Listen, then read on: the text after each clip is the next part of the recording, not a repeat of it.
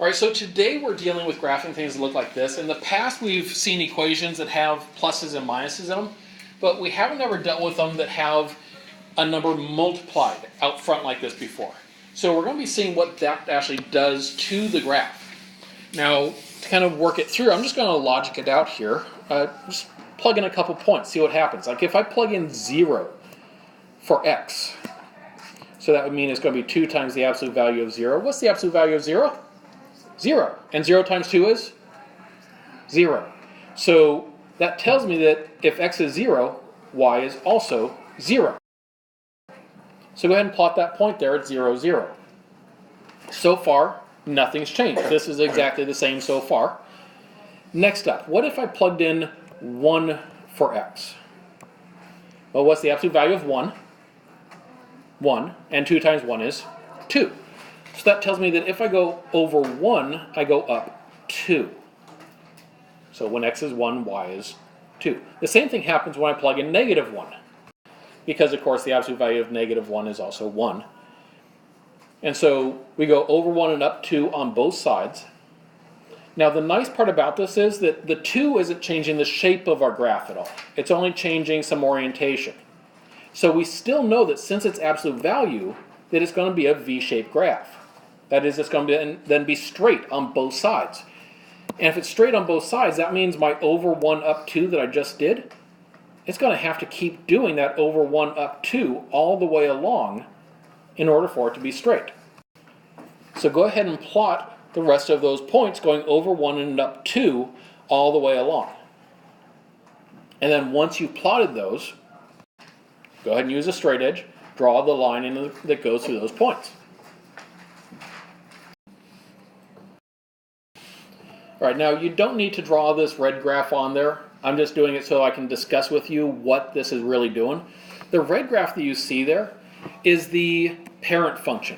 It's y equals the absolute value of x. And so that's what it normally starts with. I'm putting it up here so we can compare our new graph to the original. Well, the original, notice, if I went over 1, it went up 1. But instead of that, this one went up 2. So 1 became 2. Instead of over 2 up 2, it was over 2 and up 4.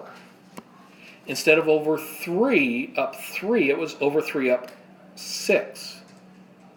So you can see here what that 2 is doing. It's multiplying the height of the point. It's not changing how far over it goes at all. It is only changing the height of the point. And because it is changing the height of the point, we describe this as a vertical stretch. So it's stretching it upward. So a vertical stretch, technically a vertical stretch by a factor of 2.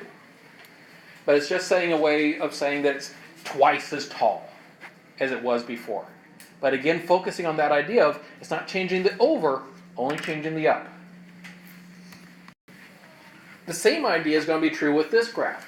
Go ahead and write down this equation above your next graphing grid. And we can probably already have a good idea about what's coming and how to approach it, but let's just go ahead and start the same way we did last time to be sure. Let's plug in 0. 3 times 0 is 0. So if x is 0, y is 0. So I start with the point at 0, 0. Okay, what if x was 1? I'm going to do 3 times 1, which is 3. So if x is 1, y is 3. So I plot the point at 1, 3. Now I know what the shape of this graph should be already, because notice there's no absolute value, there's no square root, there's nothing else there. It should just be a line.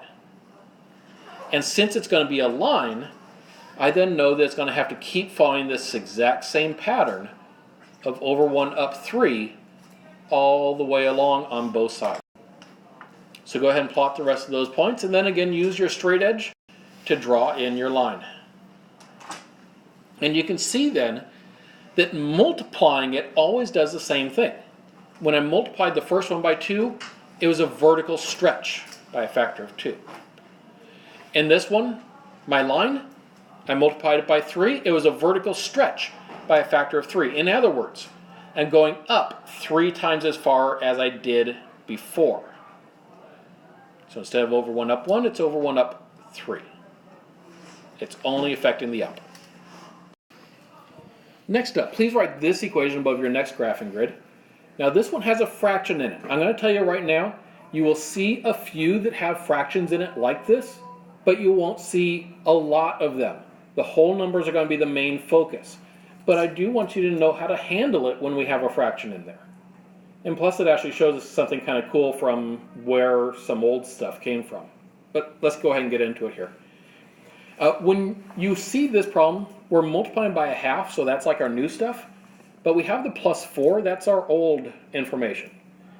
When I add 4 on the end, before that would tell me to move it up 4.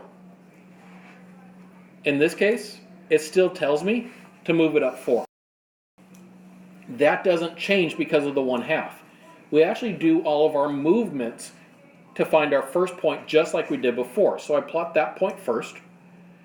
And having plotted that point up 4, I now can use the 1/2. Now this is the part that sometimes is a little bit of a brain bender. Remember that that is a vertical stretch, or technically here because it's making it smaller, it's a vertical compression, but that's technicalities. And so I'm not changing how far I go over. I'm still going to go over 1. It's just I'm going to go up, instead of 1, I'm going to go up a half. I'm going up half as far as I would have normally. So I go over 1 up a half, and then keep plotting my points. I can just keep going over 1 up a half.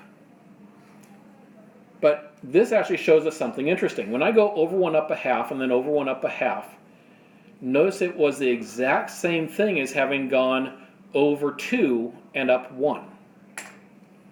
Which actually then gives me a pattern that I can continue to follow outward, so I don't have to keep eyeballing halves all the way along up here. I could actually just keep with this pattern, over 2 and up 1. And that gives me my points without having to plot all those little halves, which is thankful because that could get tedious after a little while. And then we draw the line in and there's your graph. But something I want to bring up here is that you've seen this before. It's just when you first were learning how to graph way back in the day, your teacher told you the number in front of x is called the slope. The number at the end is called the y-intercept. That's just what it is. Trust me, it works that way. But having done the work we've done this year, you all of a sudden can see a little bit more about why those are what they are. The number added on the end, we've been calling it all along a vertical shift. How far it moves up and down. Doesn't matter what type of equation it is, the number added or subtracted on the end is how far it moves up or down, which is why it's the y-intercept. Because we take that point that's normally at 0, 0, and we just move it up or down that amount. And the slope? The slope comes from the vertical stretch. Technically, they're just giving you a shorthand way of knowing vertical stretch when they told you slope. Because that's all slope is. It's, instead of over 1 up 1, I'm going to go over 1 and up a half. And that's all that was back then. So a different way of seeing some old information and why it is what it is. Now I want to go through one more with the fraction in there. So go ahead and write this equation down above your next graphing grid. Because this is about as tough as one as you're going to be seeing today. And I want to make sure that you know how to deal with the toughest you might possibly encounter. All right, now again, remember with that last one, I moved it first to figure out where that first point goes. Same is going to be true here. The minus 5 moves it which way? Up, down, left, or right? Moves it right. Because it's in with the x, remember, that means it moves it in the x direction, and minus moves right. So we know it goes right 5. Now the plus 2 hanging on the end, it moves it up. So that tells me to put my first point over 5, right 5, and up 2. So go ahead and plot that point. Notice that the 1/3 did not affect this in any way, shape, or form. So I get my starting point, and then I can go ahead and use the 1/3. Now this is one of the toughest ones you're going to see, remember. That's because 1/3, for some of us, can get awkward to do visually. Because 1/3 really means I'm going to go over 1 and up a third. Okay? Estimate it best you can. Over 1 up a third. And then from that point, I would go over 1 and up another third, which notice just brings me up to like 2/3. Okay, well, we can try to estimate thirds. Okay, from that point, I would go over 1 again and up another third. Well, if I go from 2/3 up another third, that brings me to a whole. It's getting to that idea that often makes this one especially tricky. The nice part is, having done that, we now can see whole numbers to whole numbers exactly how far over and up. So notice I'm really going over 3 and up 1.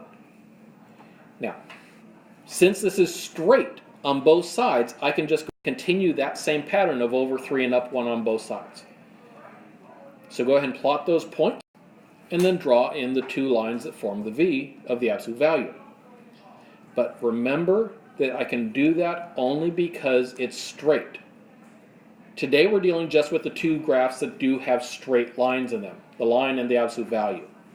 Over the next couple days, we're going to be adding in the square root functions and the quadratics. You're going to find you have to be a little bit more careful and really do those point by point. You can't just find the pattern of, say, over 3 up 1 and repeat it over and over again with those.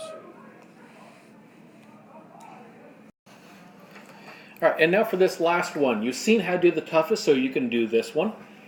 The -3 is the only shift we have to worry about. So the -3 tells me to start bringing it down 3. There's my first point. From there, I have a vertical stretch by a factor of 4. In other words, instead of going over 1 and up 1, I'm going to go over 1 and up 4. Because remember, it's affecting the ups and downs. It's affecting the y's only, not how far we go over. So I go over 1 and up 4 on both sides because it is absolute value, so that tells me it's the V shape. That's why I do it on both sides. And then because it is straight, I can go ahead and just follow that pattern. Over 1 up 4, and over 1 up 4, and over 1 up 4, all the way along. Use a ruler or a straight edge to draw on your lines, and you got your graph.